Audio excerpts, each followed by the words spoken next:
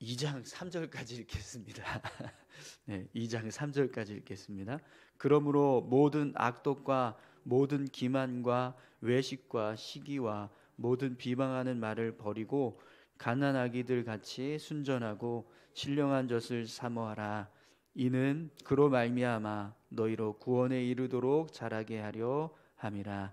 너희가 주의 인자하심을 맛보았으면 그리하라. 아멘.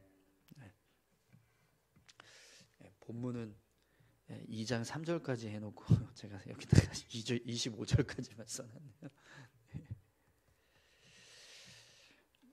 네.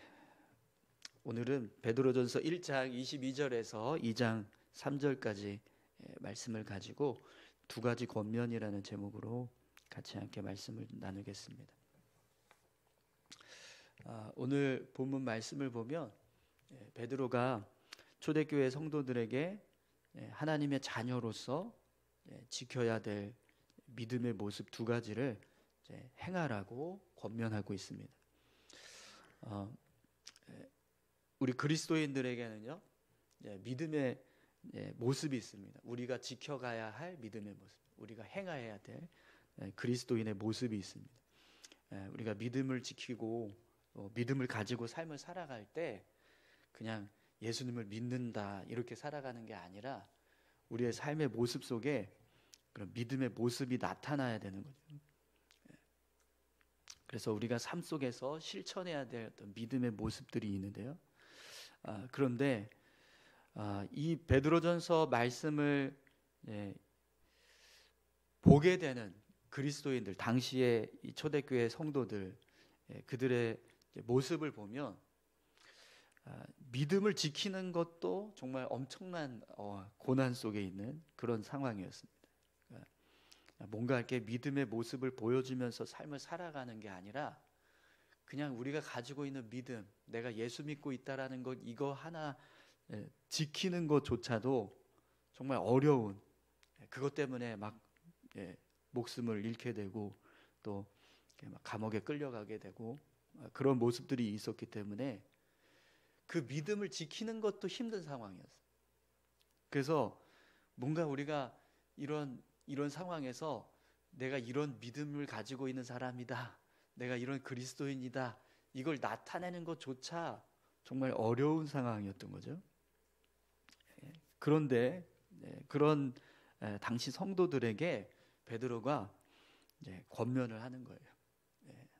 우리가 그냥 믿음을 지키는 게 아니라 믿음의 모습으로 살아야 된다는 것. 그럼 여러분, 믿음을 지키는 것도 힘든 성도들에게 왜 베드로가 어떤 믿음의 어떤 모습을 나타내는 삶을 살아라라고 권면을 할까요? 여러분, 우리 그리스도인들은요, 그냥 믿음을 지키는 정도의 능력과 은혜를 받은 사람들이 아닙니다. 우리가 받은 구원의 은혜는 세상을 이기는 힘과 또 삶의 모든 시험을 뛰어넘을 수 있는 능력이 있습니다. 오늘 저와 여러분들이 가지고 있는 이 믿음은 그냥 단지 내가 예수님을 믿고 있다라고 하는 것을 지킬 수 있는 정도의 힘과 능력이 아니라 우리 삶 가운데 있는 어떤 문제든지 그걸 극복해내고 뛰어넘을 수 있는 힘과 능력이 있다는 거예요. 사단의 공격이 있을 때 그 공격을 물리칠 수 있고 이길 수 있는 그런 힘과 능력이 있다는 거죠. 그런 힘과 능력을 소유하고 있는 우리가 겨우 그냥 믿음을 잃어버리지 않기 위해서 전전긍긍하면서 살아간다면 그 모습은요, 온전한 믿음의 모습이 아니라는 겁니다. 여러분, 사자가 고양이처럼 행동을 하면 어떻게 될까요? 귀여워 보일까요? 아니면 이상해 보일까요? 이상해 보이겠죠? 으르렁거려야 될 사자가 야옹 하면서 그렇게 울부짖고 있다면 그 모습은요, 정상적인 모습이 아닌 거예요. 그런데 우리 그리스도인들의 모습이 그런 모습이라는 겁니다. 우리는요 사자와 같은 사람들이라는 거예요. 예. 그럼 왜 우리가 사자와 같은 사람일까요? 여러분 세상에서 제일 두려워하는 게 뭐죠? 세상 사람들이 제일 두려워하는 거 죽음 아닐까요? 죽음, 그죠? 생명을 잃어버리는 것, 그것이 아마 제일 두려운 일일 겁니다. 그런데 우리는요 그 죽음을 뛰어넘는 부활의 권세를 가지고 있습니다. 아멘이시죠? 네. 세상에서 가장 두려워하는 죽음도 이기는 권세가 우리에게 있다는 거죠.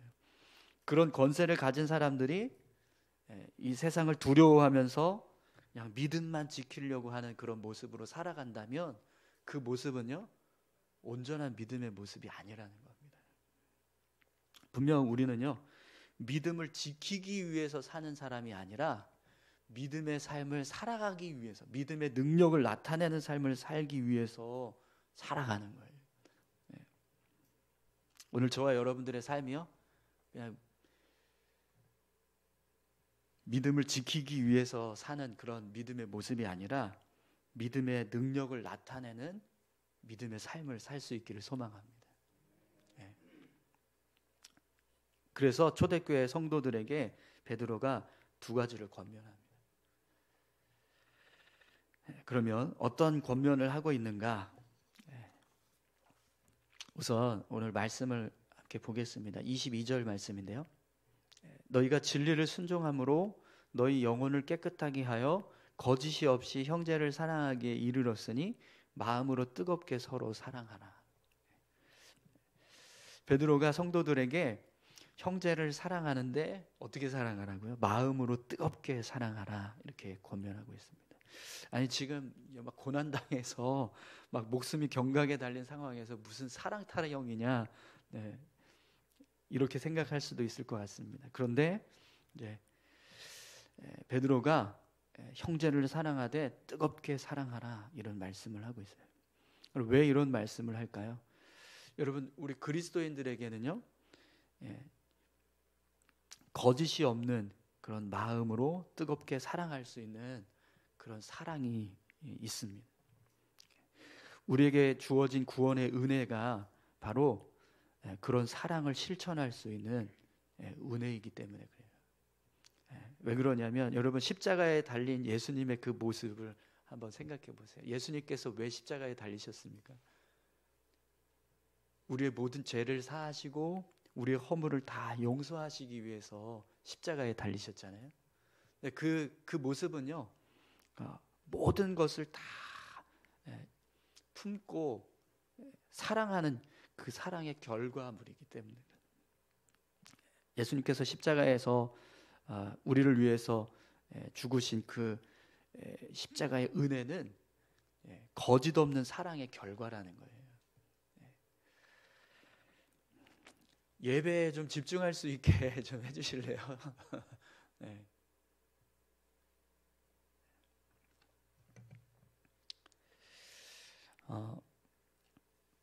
우리가 받은 사랑은요 그런 사랑입니다. 모든 것을 다 용서할 수 있고 모든 것을 다 덮을 수 있는 사랑, 그런 사랑을 우리가 받았다라는 거죠. 그렇기 때문에 우리 안에 사랑이 없으면 우리의 그리스도인의 모습이 온전한 모습이 될 수 없다라는 겁니다. 그래서 베드로가 성도들에게 고난 가운데 있지만 뜨겁게 사랑하라라는 말씀을 하고 있습니다. 사랑 없이 그냥 믿음을 전전 지키기 위해서 그냥 살아가는 그 모습은 그리스도인의 모습이 아니라는 거예요. 여러분 오늘 저와 여러분들이 사랑할 수 있기를 소망합니다. 근데 어떻게 사랑하냐면 거짓 없는 마음으로 뜨겁게 사랑하라고 말합니다. 이게 무슨 뜻이냐면 나를 그냥 좋아해주고 나를 이해해주고 늘 내 편이 되는 사람만 사랑하라는 게 아니라 나에게 괴로움을 주고 나를 아프게 하고 나를 미워하는 사람조차도 사랑할 수 있어야 된다는 거예요. 그러니까 사랑은 허다한 죄를 덮는다라고 하는 것처럼 내가 품을 수 있는 사람만 사랑하는 게 아니라 내가 품을 수 없는 사람까지 사랑하는 모습, 그것이 그리스도인의 사랑이라는 겁니다. 그래서 우리 안에 그런 사랑의 마음이 있어야 한다라고 베드로가 우리에게 권면합니다. 여러분, 정말 도저히 이해할 수 없고 도저히 용서할 수 없고 도저히 품을 수 없는 그런 사람이 있다면 주님의 마음으로 그 사람을 사랑할 수 있게 해달라고 우리가 기도해야 될 줄로 믿습니다. 그냥 나는 저 사람 용서 못합니다. 저는 절대로 저 사람 이해하지 않을 거예요. 사랑하지 않을 거예요.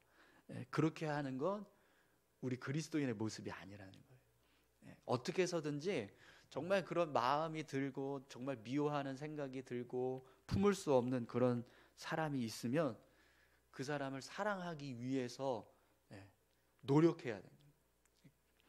그런 모습조차 우리가 포기해버리면 결국 우리가 그리스도인의 삶을 살지 못한다는 거죠.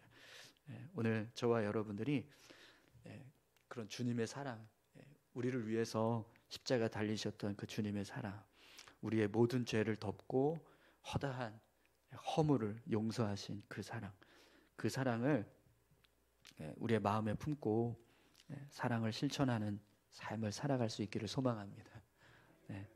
두 번째로 베드로가 당시 초대교회 성도들에게 권면했던 말씀은요, 생명의 말씀을 붙들라는 거예요. 23절에서 25절까지 말씀을 보면 하나님의 말씀이 영원합니다라고 말합니다. 썩지 않고 세상적인 어떤 영광은 썩고 사라지지만 하나님의 말씀은 썩지 않고 시들지 않고 세세토록 있다, 이렇게 말씀을 해요. 그래서 우리가 그 말씀을 붙잡고 살아갈 때 우리도 그런 능력으로 살게 되는 거죠. 그런데 우리 신앙의 기초가 바로 그 말씀으로부터 세워져 있어요. 여러분, 예수 그리스도께서 세상에 오시고 또 십자가에 달리시고 또 죽으셨다가 다시 부활하시고 그래서 우리 구원의 길을 열어주셨던 모든 사건들, 그 모든 사건들은 다 어디에 기록되어 있죠? 구약의 말씀들에 기록되어 있습니다. 구약의 말씀이, 구약의 예언들이 다 예수님의 그 십자가 고난과 죽음과 부활에 대한 예언을 하고 있다는 거죠. 그래서 예수님께서 이 땅에 오셔서 행하신 구원의 길을 열어갔던 모든 과정들은 다 말씀의 성취의 결과물인 거예요. 예언의 증거들이 되는 거죠. 말씀의 증거들이 되는 겁니다. 그리고 우리는요, 그런 말씀의 증거를 가지고 예수님을 믿는 하나님의 자녀가 되었습니다. 그렇기 때문에 우리 신앙의 기초는요, 말씀이라는 거예요. 그래서 말씀을 떠나서 우리가 삶을 살아간다면 우리 신앙은요, 온전하게 세워져 갈 수 없습니다. 그래서 베드로가 하나님의 말씀을 붙들라라고 권면하고 있습니다. 여러분, 우리 2장 1절에서 2절 말씀 함께 보겠습니다. 그러므로 모든 악독과 모든 기만과 외식과 시기와 모든 비방하는 말을 버리고 가난 아기들 같이 순전하고 신령한 젖을 사모하라. 이는 그로 말미암아 너희로 구원에 이르도록 자라게 하려 함이라. 아멘. 베드로가요, 우리를 죽이는 헛된 말들을 버리고 우리를 살리는 신령한 젖을 사모하라라고 말씀합니다. 그럼 여기 신령한 젖이 뭘까요? 말씀입니다. 하나님의 말씀을 의지하는 것, 의미합니다. 그래서 말씀을 붙들고 사는 사람은 그냥 믿음을 지키기 위해서 인내하는 정도가 아니라 세상을 이기는 능력으로 삶을 살아가게 된다는 거죠. 말씀 속에 있는 능력이 우리를 붙들어 주실 때 우리가요, 그렇게 담대하게 믿음의 삶을 살아가게 된다는 거예요. 여러분, 말씀의 능력을 경험해 보신 적 있으세요? 말씀이 정말 능력이 있고 권세가 있다라는 걸 여러분 믿으십니까? 그렇다면 여러분, 오늘 저와 여러분들이 더 말씀을 붙들어야 될 줄로 믿습니다. 말씀을 가까이 하는 사람은요, 믿음을 지키는 정도가 아니라 어떤 고난과 시험도 이기는 그런 능력의 삶을 살게 될 줄 믿습니다. 오늘 저와 여러분들이 말씀을 붙잡고 말씀을 의지해서 살아가는 그런 귀한 삶을 살 수 있기를 소망합니다. 말씀을 가까이 하지 않는 그리스도인이 아닌 거예요. 말씀을 가까이 하는 그리스도인이 진짜 그리스도인인 겁니다. 고난 중에 있던 고난 초대교회 성도들, 그들에게 베드로가 권면합니다. 지금 삶은 믿음 지키는 것조차도 어려운 상황이긴 하지만, 그렇다고 해서 우리가 그렇게 믿음만 지키려고 그냥 예수 믿는 거 그거 하나 잃어버리지 않으려고 그렇게 전전긍긍하면서 살지 말고 그리스도인답게 살아라, 이렇게 말씀합니다. 여러분, 우리의 신앙이요, 그런 신앙이 되었으면 좋겠습니다. 믿음 잃어버릴까 봐 두려워하면서 사는 신앙이 아니라, 나는 죄인도 원수도 사랑하는 그리스도인이야. 나는 이 세상을 이길 수 있는 하나님의 말씀을 붙잡고 사는 그리스도인이야. 이렇게 살아가시기 바랍니다. 우리 같이 함께 기도할까요? 함께 기도하시겠습니다. 하나님, 오늘 베드로의 권면처럼 정말 사랑할 수 있는 사람 되게 도와주십시오. 어떤 상황에서도 어떤 상대방에게도 미워하고 분노하는 어떤 그런 감정을 드러내는 그런 모습이 아니라 품어주고 이해하고 용서할 수 있는 그런 사랑의 마음을 품을 수 있게 해달라고 함께 여러분 기도하기를 원합니다. 또 말씀을 붙잡고 정말 말씀의 능력을 의지해서 우리가 승리하는 삶을 살 수 있게 해달라고 같이 함께 다 같이 기도하시겠습니다. 아버지 하나님, 감사합니다. 하나님, 우리의 삶이 주님 안에서 더 굳건한 모습으로 세워져 갈 수 있기를 소망합니다. 하나님,